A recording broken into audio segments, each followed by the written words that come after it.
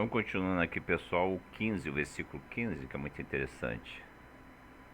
E dizendo: o tempo está cumprido, e o reino do Pai, o reino de Iau, está próximo. Arrependei-vos e crede na boa mensagem.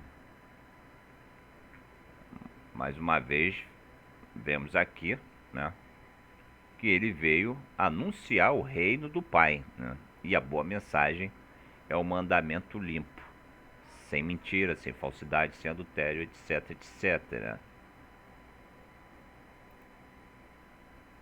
E andando junto ao mar da Galileia, viu Simão, e viu André, seu irmão, que lançavam a rede ao mar, e eram pescadores. E Alche disse a eles: sigam-me, e eu farei que sejais pescadores de homens. E deixando logo as suas redes, o seguiram. E indo um pouco adiante, viu Iacov, filho de Zabdai, e Aldã e Alhana, seu irmão, que estava no barco, consertando as redes. E logo os chamou, e eles, deixando seu pai, Zabdai, no barco, com os empregados, o seguiram. E entraram em Cafarnaum, e logo, no Shabat, ele entrou na casa de oração e ensinava. Então, quer dizer, o Shabat, né? Shabat polêmico, né? Que muitos rasgaram o Shabat. São 9, muitos dizem que são 9 mandamentos, que o Shabat rasgou, que não pertence mais ao mandamento, que o próprio Shabat é o descanso, né? É Jesus. Então podemos perceber que o Shabat é o dia da consagração, da restauração, da expiação, é o dia do culto. Tanto é que o Mashiach entrou no dia do Shabat na casa de oração e ensinava. E os gregos, né, os imperadores do sistema, mudaram esse dia, o dia sagrado, para a adoração ao seu verdadeiro Deus, né, o Deus Sol, o seu Deus da mitologia grega, e mudaram o fundamento. O dia do Shabat é o dia de oração, consagração, restauração, expiação. E o mestre entrou em Cafarnaum no dia do Shabat nessa finalidade. Entrou na casa de oração e ensinava. E eles se maravilhavam da sua crença, porque os ensinava como tendo autoridade e não como os mestres da Torá. Então havia uma diferença da forma que o mestre ensinava os mandamentos e da forma que os mestres da Torá dos mandamentos ensinavam os mandamentos. Os líderes religiosos, aqueles que querem dominar, eles querem contaminar. Eles contaminaram, eles adulteraram, eles invalidaram. Mas o mestre não. O mestre falava dos mandamentos com pureza, com sinceridade. Falava dos mandamentos na verdade, de fato, como ela é. E esses líderes, com o tempo, contaminaram todo o povo. Contaminaram toda a nação. O povo já não sabia o que era falso, o que era o verdadeiro. Era uma geração adúltera e perversa, né? Que pede um sinal. Vamos continuando aqui, pessoal. E na casa de oração deles havia um homem com um roache impuro. E ele gritou. Você vê que na casa de oração, não era num lugar que era para ser consagrado, né? E tinha o ruach. Então, o dia da restauração. O dia do Shabat. É o dia da restauração também. Restaurou o engano que estava naquele homem, o ruach impuro, o espírito imundo, impuro, contaminado, né, pelas heresias que os líderes falavam dos mandamentos, da falsidade, do adultério, da controvérsia, do acréscimo. Então o mestre veio anunciar a Torá verdadeira. E hoje querem, né, distorcer também aquilo que o mestre anunciou na sinceridade, na mente e no coração. Então vamos continuando. Aqui temos nós contigo, Yalcha de Nazaré. Vieste destruir-nos? Bem sei quem tu és, um separado de Yal. Aí, viu? Um separado. Quer dizer, o termo santo eu vou ainda pesquisar sobre o Kadosh, né? Para mim, sempre aparece o Kadosh aqui, não como santo, né? Mas como separado, ungido, como uma pessoa que é fiel ao Pai, né? Está ali separada para o Pai em confiança. E Yalcha repreendeu, dizendo: fique quieto e sai dele. Então o Ruach impuro, convulsionando-o e clamando com grande voz, saiu dele. E todos se admiraram, a ponto de perguntar entre si: que vem a ser isto? Que nova crença é esta? Pois com autoridade ele ordena até mesmo os Ruachim imundos, os espíritos imundos, e eles lhe obedecem. Quer dizer, o povo estava admirado, né? Que o povo já estava contaminado com os falsos religiosos, com os hipócritas, com os falsos, com os mentirosos, com os adúlteros, que adulteravam a palavra, que acrescentavam a palavra, que davam outro significado à palavra. O povo já estava vivendo com a mente totalmente bloqueada, né? E estava ali se despertando com o verdadeiro sentido dos mandamentos da Torá, que o mestre estava anunciando.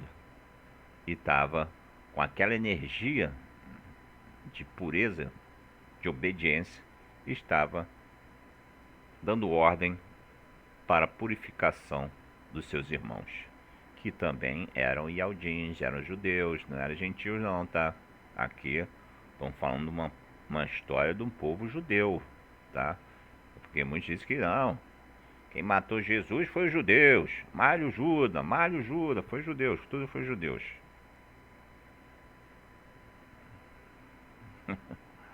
Foi os judeus, e o povo, a multidão que caminhava, que ouvia, que se admirava, que amava, eram judeus. Não, não lê a história do jeito que ela é, né? Ali é como os dias de hoje. Você falar alguma coisa que é contrária aos interesses do sistema, né, religioso político, você também está arriscado a levar um tiro de fuzil, Aqui é fácil.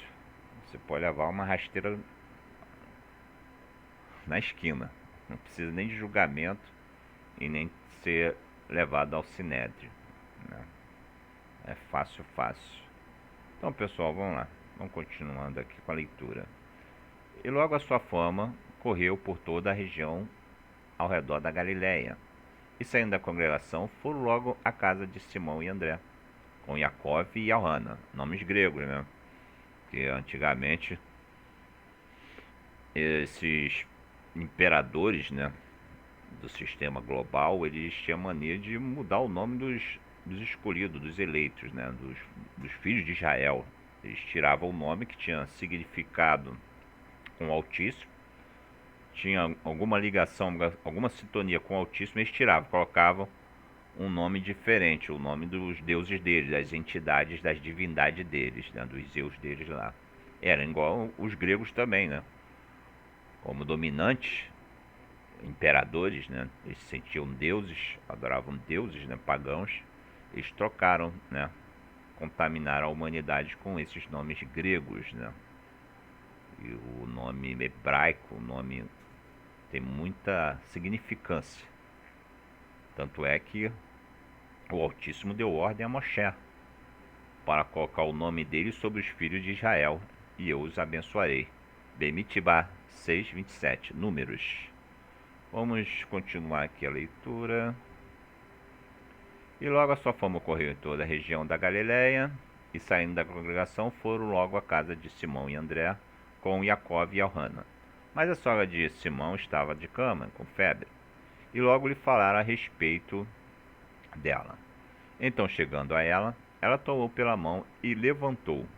Imediatamente a febre a deixou, e ela os servia. E à tarde, quando o sol se pôs, trouxeram-lhe todos os enfermos e os possuídos pelo mal, e toda a cidade estava reunida à porta. E ele curou muitos doentes, atacado de diversas moléstias, expulsou muitos males, e não permitia que os males falassem, uma vez que o conheciam, quer dizer, aqueles que tinham um espírito imundo, impuro, que não estava firmado na verdade, mas na mentira, sabia quem ele era, né? Havia uma diferença entre o falso e o verdadeiro, entre o mentiroso e o que fala a verdade. E a madrugada levantou-se enquanto ainda estava bem escuro, e ele saiu e foi a um lugar deserto, e ali orava. Simão e os que com ele estavam foram procurá-lo, e tendo-o encontrado, lhe disseram: Todos te buscam. E ele disse: Vamos às aldeias vizinhas, para que eu pregue ali também. Para isso é que eu vim, dialogando com os discípulos, né, os imitadores. E ele pregava nas casas de orações deles por toda a Galileia e expulsava os males. Quer dizer, o mestre, né, ali estava expulsando espíritos impuros, curando os enfermos, para a glória do Pai, para que aquele povo que era liberto, era purificado, era curado, tivesse consciência que ele era ungido, era o separado, aquele que viria enviar a boa mensagem do Pai, que é os mandamentos. Vamos lá. E veio a ele um leproso, e rogando-lhe, ajoelhou-se perante ele e disse: Se quiseres, pode me tornar limpo. E Yalxa, movido de piedade, estendeu a mão, tocou e disse: Quero, fica limpo. E havendo ele falado, não pediu dinheiro, não pediu oferta, não pediu nada. Só deu aquela voz determinante, né, que a gente ouve, né? Aquela voz objetiva nas nossas mentes, nos nossos corações, quando o Altíssimo fala, né? Ele é bem objetivo. Vai que eu sou contigo, eu vou te tirar desse poço, eu sou teu, hoje eu te ungi. Então é com a mesma voz que Yalcha, né, determinava a cura, a libertação, o Pai hoje tem nos falado através do seu Ruach Kadosh. E advertindo-o severamente, logo o expediu. E disse: Vê que não fale nada a ninguém, mas vai, mostra ao sacerdote e oferece pela tua purificação o que Moshe determinou, para servir de testemunho a eles. Oh, aleluia. Olha que tem esse versículo, tem muito significado. Vê que Yalcha era amigo de Moshe, né? Porque da mesma forma que o Altíssimo mandou Moshe tirar a mão, eu me lembro, né? Sua mão estava debaixo das suas vestes, ele tirou, ficou leproso, e quando colocou, voltou a ser curado, né? Restaurado, né, da sua lepra. Tem uma grande significância. É para mostrar aquele povo, aqueles líderes, que o mestre era o enviado, era o filho amado enviado, que veio curar, restaurar e purificar o seu povo através da palavra verdadeira, não de uma palavra adulterada pelos gananciosos políticos da época. Mas tendo ele saído, começou a pregoar muitas coisas e a divulgar a notícia. Isso o leproso, de modo que Yalcha já não podia entrar abertamente na cidade, mas conservar-se fora, em lugar desertos. E de toda parte vinham ter com ele. Então esse povo que vinha ter com Yalcha, não foi judeus, aqueles judeus que o mataram, mas aqueles judeus que o admiravam da sua sinceridade em anunciar as boas novas do Evangelho do Pai, e curar, e purificar, e limpar os homens. Então foi nesse objetivo de hoje da leitura que eu quis mostrar que Yalchan, né, Jesus não é Deus, né? Esse Jesus é grego, né? Temos que pesquisar o nome verdadeiro do mestre, né? O sentido e o que ele veio, a missão dele, né? Que ele veio fazer aqui na Terra. De repente pode, não quero ofender, né, vocês, de nenhuma forma. Eu só quero, como estou procurando a verdade. Conhecereis a verdade e a verdade vos libertará. Isso que eu estou tentando fazer. Está escrito na profecia de Jeremias 31, e no livro dos Hebreus 8:8. Então, meus amigos, minhas amigas, se vocês gostaram do conteúdo, dá aquele like, se inscreva no canal, para que esse conteúdo cresça e que venha a ser espalhado, né, para outras pessoas, e que seja uma benção na sua vida e na vida daqueles que ouvirem e assistirem esse vídeo. Obrigado, pessoal, um abraço e até o próximo vídeo, pessoal. Tchau!